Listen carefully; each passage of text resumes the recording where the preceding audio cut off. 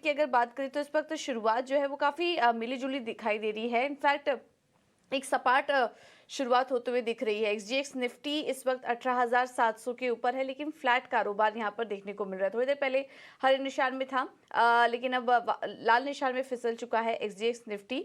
Hong Kong के बाजार भी देखेंगे तो यहाँ पर भी कमजोरी है, करीब 61 अंकों की गिरावट है। कोरिया के बाजार हल्के लाल निशान में कारोबार कर रहे हैं। जापान के बाजार सपाट हैं और चीन के बाजार देखिए यहाँ पर लेकिन कमजोरी ज़्यादा है और 1% की गिरावट चीन के मार्केट्स में इस वक्त देखने को मिल रही है। तो कमजोरी हावी है, सपाट से नेगेटिव यहाँ पर शुरुआत होते हुए दिखाई दे रही है एशियाई मार्केट की।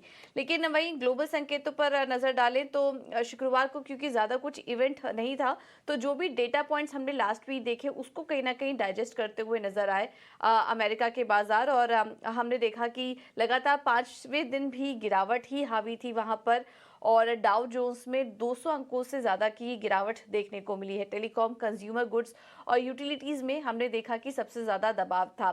फेड की तरफ से जो भी बयान है वही लास्ट वीक फोकस में रहे हैं। कुछ हॉकिश स्टेटमेंट आया और उसका असर हमने देखा मार्केट पर, बॉन्ड मार्केट्स और कमोडिटी मार्केट्स पर देखने को मिला। फेड का कहना है कि वो जल्द ही पॉज नहीं लेंगे, माफ कीजिएगा, कटौती शुरू नहीं करेंगे, लेकिन बीच बीच में पॉज को लेकर निर्णय लेते रहेंगे कि उनको होल्ड करना है या नहीं। लेकिन ब्याज दर जब तक महंगाई दर उनके कंफर्टेबल लेवल से ऊपर है, 2% लक्ष्य से ऊपर है, तब तक ब्याज दरों में जो बढ़ोतरी का दौर है वो जारी रहेगा। तो इस तरह के कुछ कमेंट्स आए पूरे हफ्ते फेड चेयरमैन जेरोम पावेल की तरफ से, और उसी का असर हमने मार्केट में देखा।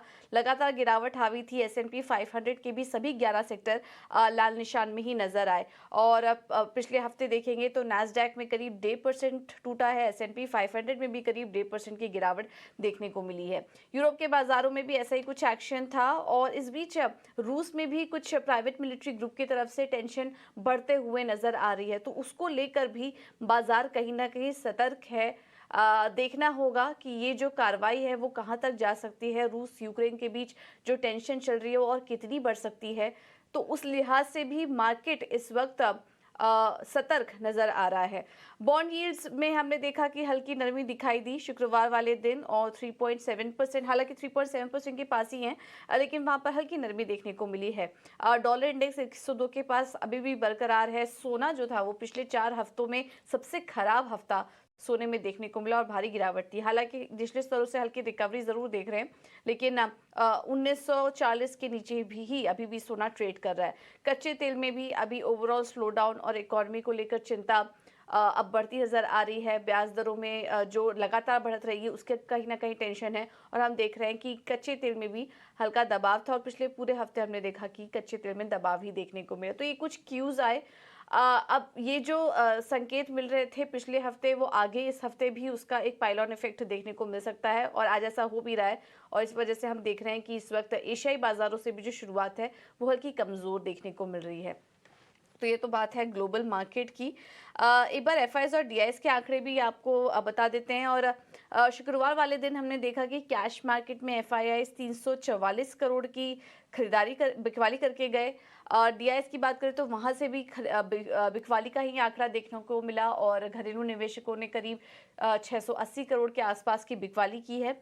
इंडेक्स ऑप्शन में 247 करोड़ की बिकवाली की। हालांकि इंडेक्स ऑप्शन में बड़ा आंकड़ा था, करीब 10,107 करोड़ की यहाँ पर खरीदारी का आंकड़ा इंडेक्स ऑप्शन में एफआईएस करके गए। तो ऑप्शंस में तो काफी ज्यादा एक्शन रहा, लेकिन कैश मार्केट में हमने देखा कि बिकवाली का आंकड़ा है, हालांकि बहुत ज्यादा बड़ी बिकवाली नहीं है, क्वांटम छोटा है, लेकिन यहाँ पर लगातार जो बिकवाली भी दिखाई दे रही है वो भी जारी है इस वक्त एफआईआईज और डीआईएस की तरफ से।